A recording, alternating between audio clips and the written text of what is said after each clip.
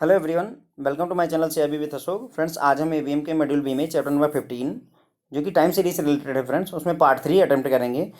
तो friends, part 2 में हमने ऑलरेडी देख लिया है कि अगर हमें लीनियर रिलेशनशिप इस्टेब्लिश करनी हो, y equal to A plus B X वाली अगर रिलेशनशिप इस्टेब्लिश करनी हो तो हम कैसे कैलकुलेशन करते हैं, वो पूरा हमने अच्छे से देखा हुआ है फ्रेंड्स। तो यहाँ पर हम क्या करेंगे कि हम सेकुलर ट्रेंड, अभी भी हम सेकुलर ट्रेंड ही कैलकुलेट कर रहे हैं, लेकिन इस बार हम लीनियर रिलेशनशिप के लिए नहीं, जो लीनियर है ऐसे नहीं करेंगे, हम कोई ऐसा कैलकुलेशन करेंगे जिसमें कोई कर्व बनता हो। तो कर्व लीनियर ट्रेंड कैलकुलेट करने की फ्रेंड कोशिश करेंगे। तो कर्व लीनियर ट्रेंड को कैलकुलेट करने के लिए, चूंकि ये कर्व है तो हमें जो है जो स्ट्रेट लाइन का फार्मूला है वो काम नहीं आएगा, इसलिए कर्व को रिप्रेजेंट करने के लिए हमें सेकंड डिग्री के इक्वेशन की ज़रूरत पड़ेगी, सेकंड डिग्री के ट्रेंड की ज़रूरत पड़ेगी। ओके, तो हमने पहले ही देख लिया कि किसी दिए हुए डेटा सेट में स्ट्रेट लाइन कैसे फिट करते हैं, यानी y equal to A plus B X वाला पूरा कैलकुलेशन या ये समीकरण कैसे बनाते हैं, इक्वेशन कैसे बनाते हैं, वो हमने देख लिया है। लेकिन कई बार ऐसा होगा फ्रेंड्स कि जो आपका लीनियर मॉडल है ना, वो पूरी तरह से y equal to A plus B X जो आपने लिख दिया है ना, x की वैल्यू चेंज हो रही है, उसके पहले में जो y में चेंजेज आ रहे हैं उसको पूरी तरह से ये डिस्क्राइब नहीं कर पाएगा, क्योंकि जो डेटा है वो कर्व के शेप में होगा, ना कि स्ट्रेट लाइन के शेप में होगा। तो उस केस में हमें जो है ये दिक्कत आएगी क्या, कि हम लीनियर मॉडल नहीं यूज कर सकते। तो हम उस प्रॉब्लम को ओवरकम करने के लिए, उस प्रॉब्लम को दूर करने के लिए हम पैराबोलिक कर्व यूज करेंगे। ओके फ्रेंड, क्या यूज करेंगे? पैराबोलिक कर्व यूज करेंगे। स्ट्रेट लाइन का इक्वेशन मल्टीपल टाइम्स हम यूज कर चुके हैं, पूरी तरह से याद है। y equal to A plus B x हमें पहले ही पता है फ्रेंड्स। उसी इक्वेशन में सी एक्स स्क्वायर और ऐड कर दीजिए, ये पैराबोला का इक्वेशन हो गया। किसका इक्वेशन हो गया फ्रेंड्स? ये पैराबोला का इक्वेशन हो जाएगा अगर मैं यहीं पर सी एक्स स्क्वायर और ऐड कर दूं। ये देखिए वही लिखा हुआ है फ्रेंड्स। तो हमें बेसिकली क्या याद रखना है, स्ट्रेट लाइन का इक्वेशन हमें पहले से याद है, मैंने इतना याद और कर लिया कि सी एक्स स्क्वायर ऐड कर दूंगा तो मेरा पैराबोला का इक्वेशन हो जाएगा। और फ्रेंड्स, ये 2 डिग्री का इक्वेशन है, क्योंकि इसमें जो अधिकतम पावर है एक्स या वाई जिसकी भी, उसकी अधिकतम पावर 2 है। देखिए यहाँ पर पावर 2 हो गई, इसीलिए इसे सेकंड डिग्री का इक्वेशन कहा जा रहा है। यहाँ पर जो ए बी सी है फ्रेंड्स, ए बी सी वो आपके कांस्टेंट है और इन्हीं की वैल्यू हमें फाइंड करनी है। अगर आपको याद हो रेग्रेशन वाले चैप्टर में, तो y equal to A plus B x में हम क्या करते थे, ए की वैल्यू फाइंड करते थे, बी की वैल्यू फाइंड करते थे, फिर वही वैल्यू यहाँ लाकर पुट करते थे। सेम काम यहाँ भी करेंगे फ्रेंड्स, हम ए की वैल्यू फाइंड करेंगे, बी की वैल्यू फाइंड करेंगे, सी की वैल्यू फाइंड करेंगे, और फिर ला करके इस इक्वेशन में रख करके हम अपना सेकंड डिग्री का इक्वेशन बनाएंगे, जो कि हमारी वैल्यू को फाइंड करके देगा। यानी कि एक्स की वैल्यू हमें पता होगी तो वाई की वैल्यू निकाल करके देगा। तो हमें उसके लिए ये इक्वेशन बनानी पड़ेगी। ओके, सवाल ये है कि हम ये जानेंगे कैसे कि कब स्ट्रेट लाइन बनानी है और कब सेकंड डिग्री का इक्वेशन यूज करना है। तो फ्रेंड्स, ये आपको क्वेश्चन में ऑलरेडी दिया होगा, वहाँ सीधे सीधे लिखा होगा कि सेकंड डिग्री का इक्वेशन बनाइए जो इस डेटा को डिस्क्राइब करता है, या लीनियर इक्वेशन बनाइए जो इस डेटा को डिस्क्राइब करता है। तो क्वेश्चन में क्लियर लिखा होगा कि आपको स्ट्रेट लाइन बनानी है, यानी लीनियर इक्वेशन बनाना है, या कोलीनियर इक्वेशन बनाना है। ओके, और आल्सो किसी किसी क्वेश्चन में तो ऐसा होगा कि आपसे ये दोनों पूछ लेंगे कि एक स्ट्रेट लाइन भी बनाइए जो फिट होती है, और एक सेकंड डिग्री का इक्वेशन भी बनाइए जो कि फिट होता हो। ओके फ्रेंड्स, तो अब इसके फार्मूले देखेंगे फ्रेंड्स। देखिए, अगर आपको याद हो पिछले वाले लेक्चर में हमने क्या किया था, कॉन्सेप्ट क्या था। सबसे पहले हम क्या करते हैं, पहला स्टेप ये होता है कि जो ये 2001 2002 वगैरह दिया होता है उसको हम कोड में कन्वर्ट कर देते हैं। यही किया था पहले हमने 2001 2002 को -3 -4 -5 ये वाला कॉन्सेप्ट सीखा था। फिर दूसरा काम क्या करते हैं फ्रेंड्स, हम एक टेबल बनाते हैं जिसमें एक्स स्क्वायर वाई स्क्वायर हमने नहीं लिया था, एक्स वाई ले लिया था। और फिर फाइनली जो है तीसरा स्टेप क्या करते हैं, तीसरे स्टेप में हम रेग्रेशन मेथड से इसको सॉल्व करते थे, जिसमें हम सबसे पहले बी की वैल्यू निकालते थे, फिर ए की वैल्यू निकालते थे, और finally y equal to A plus B x वाले फार्मूले ला करके रखते थे। तो ये पूरा स्टेप था पिछले वाले का फ्रेंड्स। उसी तरीके से इसमें भी स्टेप होंगे। ये थोड़ा नया है तो जरा ध्यान से समझने की कोशिश करिए फ्रेंड्स। सेकंड डिग्री इक्वेशन के लिए देखिए फ्रेंड्स, मैं आपको कोशिश करूंगा कि आपको याद हो जाए। देखिए हमारे पास में इक्वेशन क्या है, y equal to A plus B x plus C x square, right. हमारे पास ये इक्वेशन आ गई। एक चीज़ मैंने आपको पहले ही भी बताया है कि टाइम सीरीज में हमेशा जो x या x बार जो हमेशा होगा वो क्या होगा, 0 होगा। मैं x बार हम लिखते नहीं तो x ही लिखते हैं, तो x हमेशा 0 होगा। अब उसी बात का हम यहाँ पर यूज करेंगे।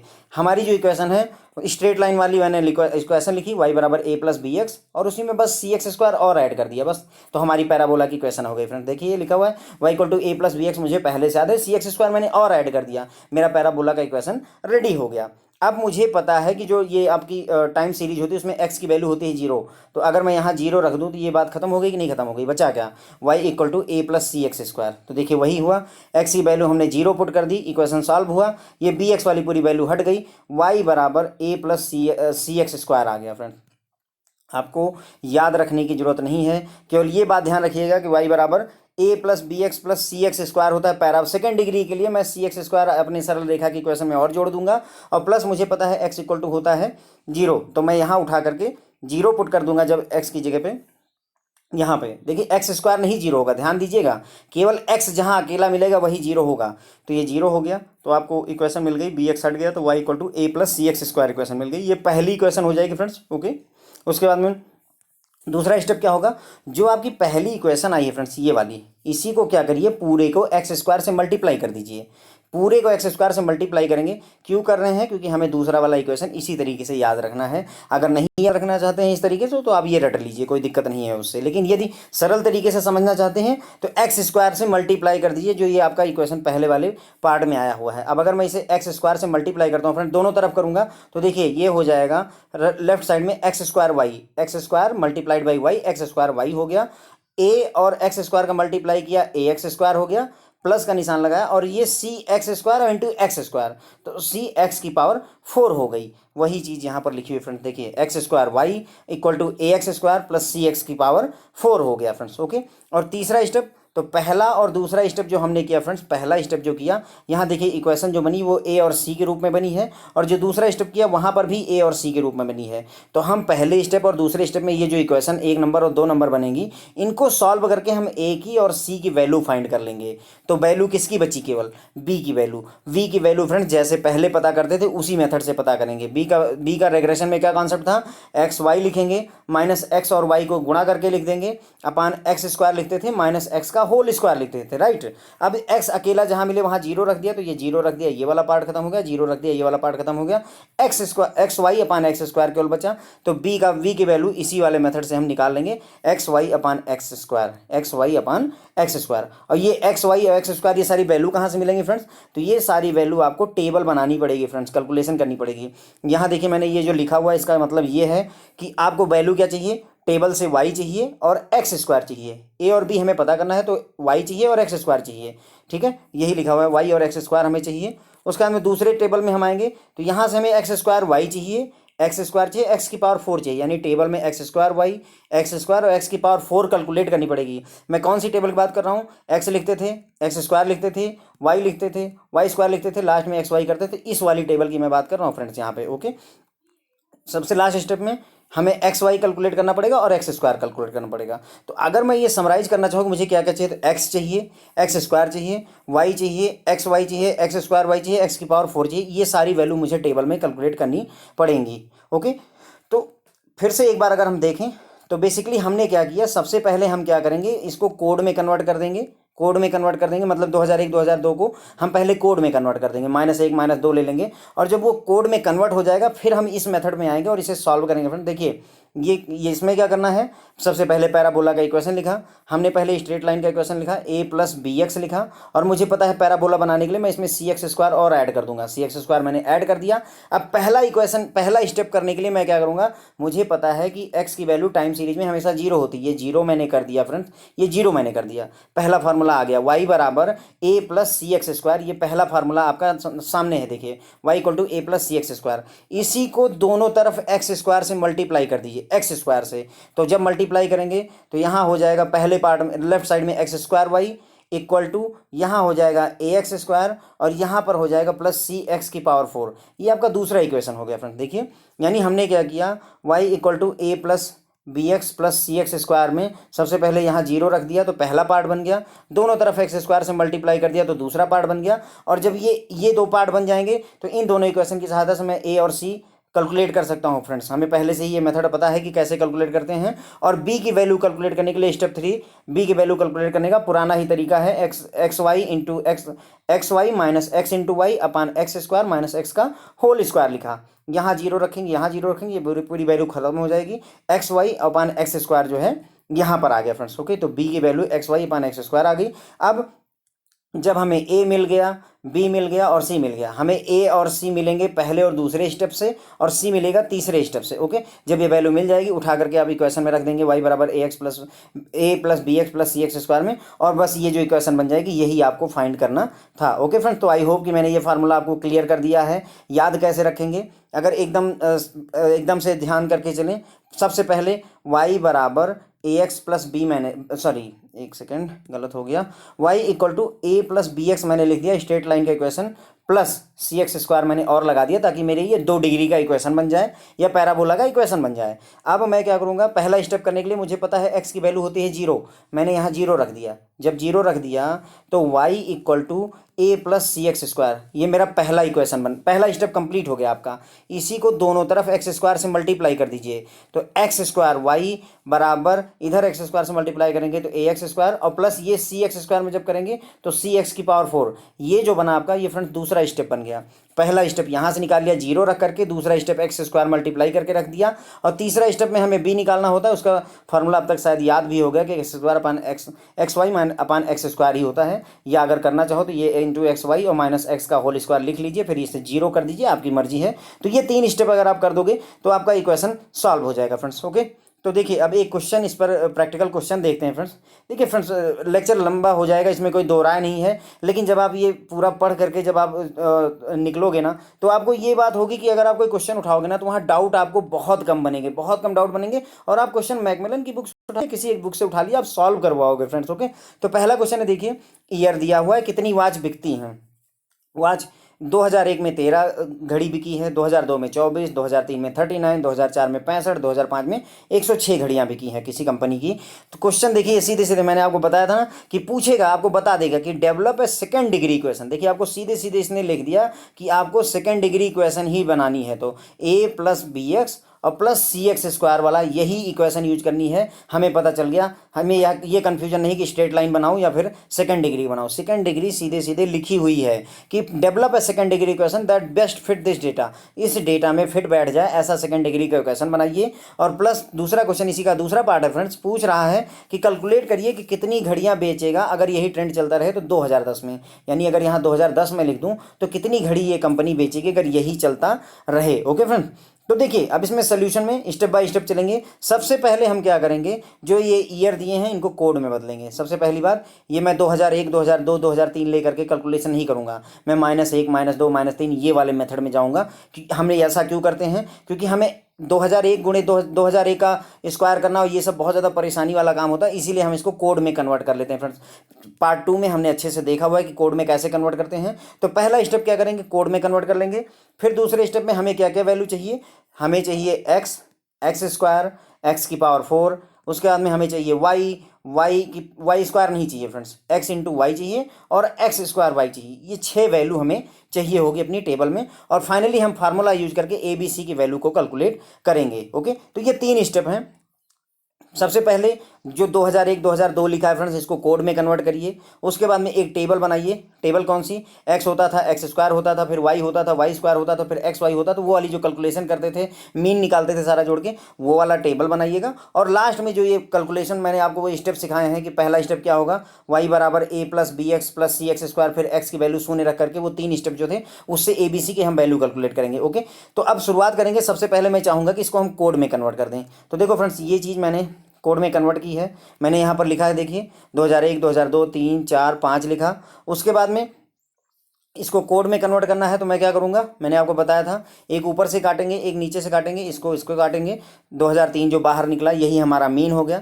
मीन आप जैसे भी निकाल सकते हो, निकाल लो, कोई दिक्कत नहीं है। मैं इसी मेथड से निकालता हूँ, सिंपल। इसको इससे डिडक्ट किया, इसको इससे डिडक्ट किया, ये बच गया 2003। वही 2003 मैंने हर जगह उठा करके लिख दिया। फिर दूसरा स्टेप होता है एक्स में से एक्स बार को सब्सट्रैक्ट करते हैं। ये एक्स है, ये एक्स बार है, सब्सट्रैक्ट कर दिया। 2001 में से 2003 घटाया -2, 2002 में से 2003 घटाया -1, 2004 में से 2003 घटाएंगे +1, 2005 में से 2003 घटाएंगे फ्रेंड्स +2। ओके, ये कैलकुलेशन कर दी। क्या यहाँ डेसिमल में है, नहीं, डेसिमल में नहीं है, तो वही लिख दीजिए। यही कोडेड टाइम हो गया या स्मॉल एक्स हो गया आपका फ्रेंड्स। ओके, अगर यही 2.5 आता 1.5 आता तो हम इसको 2 टाइम्स कर देते, लेकिन वो चीज़ हमें यहाँ कुछ है नहीं। देखो फ्रेंड्स, मैं यहाँ इवन है या ऑड है वो सब नहीं देखता हूँ, मैं सिंपल देखता हूँ क्या यहाँ पर जो है डेसिमल आ रहा है। अगर डेसिमल आएगा तो डबल टाइम्स करूँगा, डेसिमल नहीं आ रहा तो डबल टाइम्स नहीं करूँगा। तो मैंने ये कोड में कन्वर्ट कर लिया फ्रेंड्स। ओके, यानी मैं जहाँ 2001 है वहाँ -2 लिखूंगा, जहाँ 2004 है वहाँ +1 लिखूंगा। लगूंगा, जहाँ 2005 है वहाँ +2 लिख सकता हूँ। तो इसी क्वेश्चन को देखिए फ्रेंड्स, आपका जो ये क्वेश्चन था ये वाला, इसी क्वेश्चन को मैं रीराइट करूँगा। क्यों? क्योंकि मैंने 2001 के लिए कोड निकाल लिया है। तो देखिए मैंने इसको रीराइट किया है, 2001 के लिए -2, 2002 के लिए -1, 2004 के लिए +1, 2005 के लिए +2। तो मैंने क्वेश्चन को रीराइट करके ये जो वैल्यू दी हुई थी ना, अब इसकी वैल्यू एक तरह से खत्म हो गई। अब मेरा जो क्वेश्चन हो गया फ्रेंड्स वो ऐसे हो गया, देखिए ये हो गया आपका x और ये हो गया आपका y।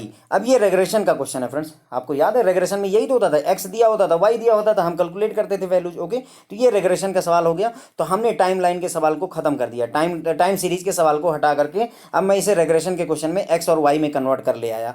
ओके, तो एक स्टेप हमारा फ्रेंड्स कंप्लीट हुआ। कौन सा स्टेप? सबसे पहले हम ईयर को कोड में कन्वर्ट करेंगे, वो हमने कंप्लीट कर लिया। ईयर को कोड में कैसे कन्वर्ट करते हैं वो मैंने टेबल बना के आपको दिखा दिया। अब हम टेबल बनाएंगे जहां पर हम ये सारी वैल्यू कैलकुलेट करेंगे। तो स्टेप नंबर 2 पे गए फ्रेंड्स, ये मैंने टेबल आपके लिए क्रिएट की हुई है।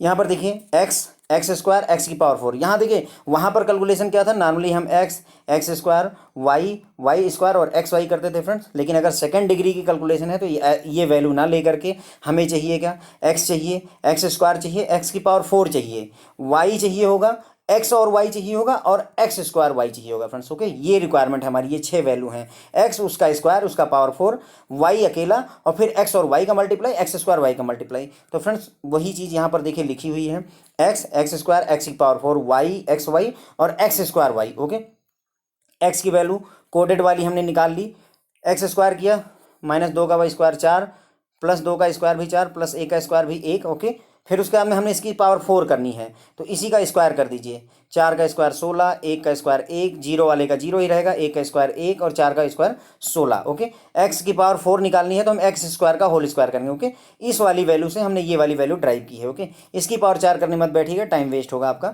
ओके, तो ये वाली वैल्यू से ये वाली वैल्यू हमने निकाल ली।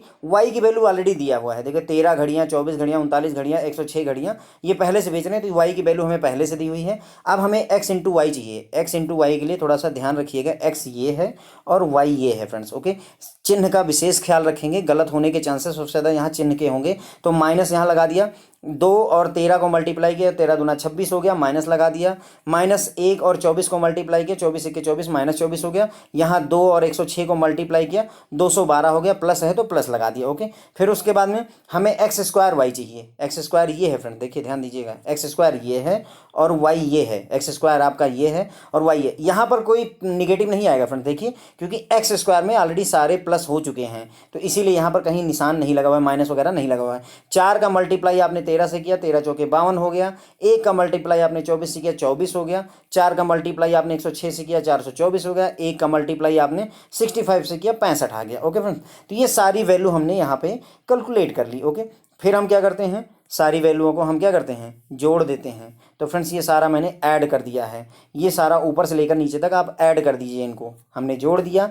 जोड़ने के बाद ये 5 कहाँ से लिखा है मैंने फ्रेंड्स, मैंने आपको पहले ही समझाया था, जितने नंबर ऑफ आइटम होंगे 1 2 3 4 5 नंबर ऑफ आइटम है, तो हर जगह में 5 लिख दिया मैंने।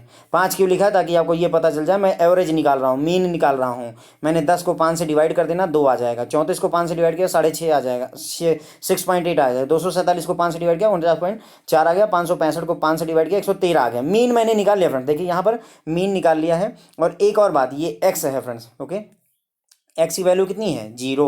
ये आपका क्या है, x² है। ये आपका क्या है, x⁴ है। ये क्या है फ्रेंड्स, y है। ये क्या है, x × y है। और ये लास्ट वाला क्या है, x² y है। ओके फ्रेंड्स, तो हमने टेबल बना ली। तो फ्रेंड्स हमने 2 स्टेप कंप्लीट कर लिए। देखिए सबसे पहले हम क्या किया, कोड को मतलब 2000 2001 2002 को हमने कोड में बदल दिया, -1 -2 -3 में। फिर हमने एक टेबल बनाई जहां पर हमने x कैलकुलेट किया, फिर उसके बाद x², फिर x⁴ कैलकुलेट किया, फिर y लिखा, x और y का मल्टीप्लाई करा और एक बार x² y का मल्टीप्लाई किया। ये 6 वैल्यू हमने कैलकुलेट कर ली टेबल में। अब तीसरा स्टेप क्या है फ्रेंड्स, हमें a b c की वैल्यू कैलकुलेट करनी है अपने फार्मूले से। ओके, तो अब आगे बढ़ेंगे, देखिए कैलकुलेट करेंगे तीसरे स्टेप में a b c की value, parabolic equation y = a + bx + cx², इसका यूज करके करेंगे। तो पहले स्टेप में हम क्या करते हैं फ्रेंड्स, अगर हमें वैल्यू कैलकुलेट करनी है, सबसे पहले हम x = 0 रख देते हैं। जब मैं 0 रखता हूं तो ये वैल्यू हो जाती है खत्म। तो y = a + cx², ये मेरा पहला स्टेप हो जाता है वहां पे। इससे ए और सी की वैल्यू मुझे एक इक्वेशन मिल जाएगा। दूसरे स्टेप में क्या करते हैं, इसी इक्वेशन को एक्स स्क्वायर से बोथ साइड मल्टीप्लाई करते हैं तो दूसरी इक्वेशन आ जाती है। और फिर बी का कैलकुलेशन जैसे नॉर्मली करते आए हैं, X Y minus X into Y upon X square minus bracket का एक्स स्क्वायर, उस मेथड से करेंगे। ओके फ्रेंड्स, देखिए सबसे पहले मैंने वैल्यू एक्स की वैल्यू 0, एक्स स्क्वायर की 2। ओके, ये कहाँ से लिखा है फ्रेंड्स, देखिए ये मैंने उसी टेबल से लिखा है फ्रेंड्स। देखिए एक्स की वैल्यू 0, एक्स स्क्वायर की वैल्यू 2, एक्स स्क्वायर वाई की वैल्यू 113। ये पूरी वैल्यू वहीं से मैंने उतार ली है ताकि मुझे कैलकुलेशन करते समय बार बार ना देखें। X square y 13, 113, x square y 113, x square 2, x की वैल्यू 0, एक्स की पावर 4 6.8, ये सारा मिल गया। अब पहला स्टेप क्या है फ्रेंड्स, हम सबसे पहले पैराबोलिक इक्वेशन लिखेंगे। वाई बराबर ए प्लस बी एक्स प्लस सी एक्स स्क्वायर लिखा, मुझे पता है एक्स की वैल्यू शून्य होती है, मैंने उठा करके रख दिया, तो हमारी इक्वेशन बन गई वाई बराबर ए प्लस सी एक्स स्क्वायर। वाई बराबर ए प्लस सी एक्स स्क्वायर जो बनी वो मैंने इक्वेशन यहाँ पर लिख लिया। अब वाई की वैल्यू मेरे पास में ऑलरेडी कितनी है, 49.4, वो मैंने लिखा। ए प्लस सी इंटू एक्स स्क्वायर 2 है, यहाँ 2 रख दिया। जब हम इसको थोड़ा सा सॉल्व करेंगे, मल्टीप्लाई वगैरह करेंगे, तो ए प्लस 2c बराबर 49.4, ये इक्वेशन नंबर 1 लिख दी। ओके, दूसरा स्टेप क्या था फ्रेंड्स, मैंने बताया था ये जो इक्वेशन पहले वाले में आती है इसी को दोनों तरफ एक्स स्क्वायर से मल्टीप्लाई कर दीजिए। तो जब वाई बराबर ए प्लस सी एक्स स्क्वायर को आप दोनों तरफ जो है एक्स स्क्वायर से मल्टीप्लाई करोगे तो ये एक्स स्क्वायर वाई हो जाएगा, ये ए एक्स स्क्वायर हो जाएगा, और ये प्लस जो है सी एक्स की पावर 4 हो जाएगा फ्रेंड्स। ओके, तो यही लिखा हुआ है एक्स स्क्वायर वाई ए एक्स स्क्वायर सी एक्स की पावर 4। मैंने यहाँ इक्वेशन उठा करके सीधे लिख दी है। ये फ्रेंड्स मैंने आपको इसलिए यहाँ पर बना करके दिखाया ताकि आप इक्वेशन रटने की कोशिश ना करें, तुरंत ही वहाँ पर अगर छोटी सी बातें ध्यान में रहेंगी, केवल इतनी बात ध्यान रहेगी, पैराबोला का इक्वेशन क्या होता है, पैराबोला का इक्वेशन वाई बराबर ए प्लस बी एक्स सरल रेखा वाला लिखा, इतना याद रख लो कि सी एक्स स्क्वायर और ऐड हो जाता है तो पैराबोला की इक्वेशन तैयार हो गई। और अगर मुझे याद रहे कि एक्स बराबर 0 रख होता ही है टाइम सीरीज में, ये मैं 0 रख दूंगा तो मेरी पहली इक्वेशन ये कि तुरंत ही निकल आती है। और एक बार और याद रख लिया कि एक्स स्क्वायर से मल्टीप्लाई करूंगा तो एक्स स्क्वायर से मल्टीप्लाई तुरंत करेंगे तो दूसरी इक्वेशन निकल के आ जाएगी। तो फ्रेंड्स इससे क्या होगा, आपको फायदा कि आपको याद रखने की जरूरत नहीं है, केवल ये याद रखना है कि एक बार एक्स बराबर 0 रखना है, एक बार एक्स स्क्वायर से मल्टीप्लाई करना है, किसको, पहले वाली इक्वेशन को। ठीक है, अगर ये बात याद रखोगे तो ये क्वेश्चन सॉल्व हो जाएगा फ्रेंड्स। अब ये वैल्यू आ गई, एक्स स्क्वायर वाई की वैल्यू हमें दी हुई है, एक्स स्क्वायर वाई की वैल्यू 113 हो गई। ए एक्स स्क्वायर आपका 2 हो गया, यहाँ रख दिया। सी एक्स की पावर 4 6.8 आया। फ्रेंड देखो मैंने यहाँ पर सारे मीन रखे हुए हैं, मीन की वैल्यू रखिए, ध्यान दीजिएगा। हो सकता है मेरा जो ये इक्वेशन है ये मैकमिलन की बुक से मैच ना करे, लेकिन ध्यान रखिएगा कि मैं वो टोटल की वैल्यू पर कैलकुलेशन कर रहे हैं, मैं मीन की वैल्यू पर कैलकुलेशन कर रहा हूँ, इसलिए डिफरेंस फार्मूले में आएगा, लेकिन फाइनली काम हम दोनों तरफ से काम सेम ही हो रहा है। ओके फ्रेंड, तो इस बात से परेशान मत होइएगा, वो टोटल पर कैलकुलेशन कर रहे हैं और हमने सब का मीन निकाल रखा है, तो इसलिए इक्वेशन थोड़ी डिफरेंट हो गई। और याद रखने में भी ये इक्वेशन याद रखना ज़्यादा आसान है मैकमिलन की बुक की इक्वेशन को याद रखने से। ओके, तो अब यहाँ पर हमने सारी वैल्यू पुट कर दी, ए और सी के रूप में हमें एक और इक्वेशन मिल गई, क्या मिली, 2a प्लस 6.8c बराबर 113। मैंने क्या किया, 2 से डिवाइड कर दिया इसको, तो a प्लस 3.4c बराबर 56.5। और एक इक्वेशन पहले स्टेप से हमें मिली थी a प्लस 2c बराबर 49.4। अब हमें पहले ही पता है कि अगर दो वेरिएबल x और y मतलब x और y हो तो उनको सॉल्व कैसे करते थे, अगर x प्लस वाई बराबर 6 और x माइनस वाई बराबर 3 हो तो इस तरीके के इक्वेशन कैसे सॉल्व करते थे, हम उनको एक दूसरे के आसपास रखते थे, उसके बाद में अगर जो है वेरिएबल सेम होते थे तो उनको माइनस करके हम हटा देते थे। ओके, ये फ्रेंड्स आपको ये मेथड पहले से ही पता है कि दो वेरिएबल को कैसे सॉल्व करते हैं दो इक्वेशन को यूज करके, तो मैं इस पर ज़्यादा डिस्कस नहीं करूंगा। ए को हटा दिया माइनस की वजह से और इसको सब्सट्रैक्ट किया तो 1.4c आ गया, माइनस 1.4c आ गया, इक्वल टू 49.4 में से 56.5 घटाया तो माइनस 7.1 आ गया। जब मैं इसको c निकालूंगा तो 7.1 को 1.4 से डिवाइड करूंगा तो मेरी c की वैल्यू 5.07 आ गई। अब जो c की वैल्यू आ गई है, चाहे आप उसे एक नंबर इक्वेशन में रख दो चाहे दो नंबर में इक्वेशन में रख दो, जहां आपका मन करे वहां रख दो, वैल्यू ए की निकल कर आ जाएगी। मैंने इक्वेशन नंबर एक को चूज किया है, तो a प्लस 2c बराबर 49.4 था। देखिए a प्लस 2c बराबर 49.4, यही वैल्यू उठा करके यहाँ पर रख दी फ्रेंड्स हमने। और a की वैल्यू जब हमने यहाँ से कैलकुलेट की तो a की वैल्यू आ गई 39.26, c की वैल्यू कितनी आ गई 5.07। ए निकल आया और सी निकल आया दो स्टेप से। अब बचा क्या, बी। हमें तीन ही तो वेरिएबल कैलकुलेट करने थे फ्रेंड्स, ए बी और सी ही तो निकालना था, क्योंकि जो पैराबोला का इक्वेशन है y बराबर a plus B x plus C x square, हमारा बेसिक टारगेट क्या है, a b और c को कैलकुलेट करना। तो हमने a कैलकुलेट कर लिया, c कैलकुलेट कर लिया, अब बचा क्या, b कैलकुलेट करने के लिए। मैंने आपको बताया b कैलकुलेट करने के लिए पुराना वाला मेथड ही यूज करेंगे, एक्स वाई माइनस एक्स गुणे Y upon X square minus X का होल स्क्वायर। टाइम सीरीज में हमेशा एक्स जीरो होता है, इसलिए यहाँ सिंगल एक्स को हमने जीरो कर दिया, ये हट गया। तो x Y upon X square वाला फार्मूला लगाएंगे। ये देखिए यहाँ पर यही कैलकुलेशन यहाँ मैंने दिखाई है। X Y upon X square formula लगाएंगे। एक्स वाई टेबल से निकल कर आई है वो रख दिया, एक्स स्क्वायर 2 आया हुआ वो भी टेबल से निकाल के रख दिया। तो बी की वैल्यू आ गई 22.7। तो हमें फ्रेंड्स देखो ए बी सी तीनों मिल गए। ए की वैल्यू 39 दशमलव समथिंग, बी की वैल्यू 22 दशमलव समथिंग और सी की वैल्यू 5.07 हो गई। ओके, अब हम क्या करेंगे, ये सारी वैल्यू यहाँ उठा करके इक्वेशन में फाइनली कर देंगे, क्योंकि हमारा टारगेट ए बी सी निकालने का था, वो मैंने निकाल दिया। तो अब ये वैल्यू मैं उठा करके इक्वेशन में रख दूंगा। याद हो आपको स्ट्रेट लाइन वाले में क्या करते थे, वाई बराबर ए प्लस बी एक्स वाले में हम क्या करते थे, पहले ए की वैल्यू सॉल्व करते थे, फिर बी की वैल्यू फाइंड करते थे, फिर उठा करके इस इक्वेशन में रख देते थे और फिर हमारी इक्वेशन वाई बराबर बन जाती थी। सेम वही काम यहाँ होगा, ए बी और सी की वैल्यू मिल गई, उठा करके वाई बराबर ए प्लस बी एक्स प्लस सी एक्स स्क्वायर में आपने रख देना है। ए की वैल्यू हमने 39.26 रखी, plus b into x, b की वैल्यू 22.7 इंटू एक्स लिखा, plus c 5.07 into x square लिख दिया, सी एक्स स्क्वायर की वजह से। तो ये फ्रेंड्स आपका सेकेंड डिग्री का वो इक्वेशन आ गया जो उस डेटा सेट को बेस्ट डिस्क्राइब कर रहा है। तो ये पहला पार्ट आपका यहीं पर ख़त्म होता है। पहले पार्ट में हमसे यही कहा गया था कि एक सेकेंड डिग्री का इक्वेशन निकालिए जो कि इस डेटा सेट को डिस्क्राइब करता है। तो फ्रेंड देखिए हमने एक इक्वेशन निकाल दी जो कि इस डेटा सेट को डिस्क्राइब कर रहा है। उसी क्वेश्चन का पार्ट 2 था फ्रेंड्स। पूछ रहे थे कि अगर जो है मतलब 2010 में कितनी घड़ियां बेचेंगे, यही तो पूछा था उन्होंने कि अगर जो है मतलब यही पैटर्न चलता रहे तो 2010 में कितनी घड़ी बिकेगी। तो फ्रेंड देखो यहाँ पर अब मैं यहाँ पर x की वैल्यू 2010 नहीं रखूँगा, ये बात बहुत अच्छे से समझ लीजिएगा, क्योंकि x जो है मेरा ये कोड है, ध्यान रखें, ये एक्चुअल ईयर नहीं है फ्रेंड्स, ये मेरा कोड है। जो मैंने कोड में -2 -1 माइनस और 0 1 +1 +2 किया था वो चीज़ है। तो यहाँ पर फ्रेंड्स कभी गलती से 2010 मत रख दीजिएगा, क्योंकि ये कोडेड फॉर्म में है, स्मॉल एक्स है आपका, ईयर नहीं है। तो इसका मतलब ये हुआ कि मुझे ये पता करना पड़ेगा कि अगर 2010 होता हमारी टेबल में तो x की वैल्यू यानी कोड की वैल्यू क्या आएगी। तो इसके लिए हम फिर से उसी टेबल में जाएंगे फ्रेंड्स जहाँ पर हमने कोडिंग की थी, यही तो किया था। देखिए 2003 लेकर के पूरा कैलकुलेशन किया था। तो अब मेरा टारगेट क्या है कि यदि मैं 2010 लेता हूं, क्यों 2010 ले रहा हूं, क्योंकि वो पूछ रहे हैं कि 2010 में आप कितना घड़ी बेचोगे। तो इसीलिए मैं जब 2010 लूंगा, मीन आपका 2003 हर जगह है तो यहाँ भी 2003 ही रहेगा। 2010 में से 2003 घटाया 7 आ गया, ये चूंकि आपका डेसिमल में नहीं है तो 7 ही रहेगा। तो 7 वैल्यू आ गई। इसका मतलब ये हुआ कि फ्रेंड्स हम जहां x की वैल्यू 2010 के लिए 7 रख देंगे, कितनी रखेंगे, 7 रख करके बस आप यहाँ पर 7 वैल्यू रख करके ये पूरा कैलकुलेशन कर दीजिए, आपको पता चल जाएगा कितनी घड़ियाँ बिकेंगी। अगर क्वेश्चन बदल दे, मान लीजिए आपसे पूछ लेता है 2008 में कितनी घड़ी बेचेंगे, तो 2008 में पूछेगा तो फिर यहाँ 2003 लिखिएगा। अब 8 में से 3 घटाएंगे तो आपको आ जाएगा 5। तो इसका मतलब हुआ x की वैल्यू 5 निकल कर आ जाएगी। ओके फ्रेंड्स, तो ये x की वैल्यू जो है, स्मॉल x की वैल्यू ये रखनी होती है इक्वेशन में। तो हमने देखा 2010 के लिए मीन 2003 है, 2010 में से 3 घटाया 7 आ गया।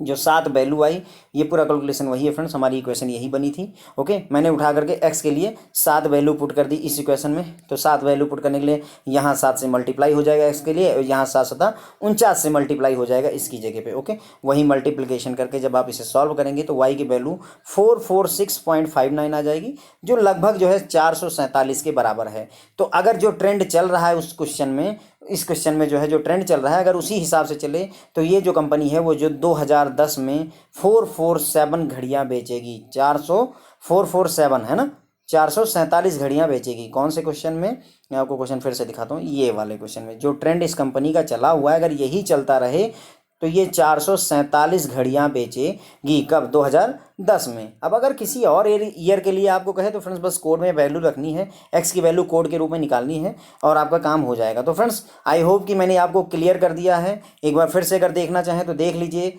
सबसे पहले क्या करेंगे, जो 2001 2002 है उसको -2 -1 इस वाले फॉर्म में कन्वर्ट करेंगे। फिर एक टेबल बनाएंगे जहाँ पर हम 6 वैल्यू कैलकुलेट करेंगे, x, उसके बगल में एक्स स्क्वायर, उसके बगल में x की पावर 4 कैलकुलेट कर लीजिएगा। फिर y लिखिएगा, x और y का मल्टीप्लाई करवा दीजिएगा एक बार, और एक बार एक्स स्क्वायर y का मल्टीप्लाई करवा दीजिएगा। ये 6 वैल्यू आप एक टेबल में कैलकुलेट कर लेंगे। सारी वैल्यूओं को कैलकुलेट करके जोड़िएगा, फिर उसका मीन निकाल लीजिएगा।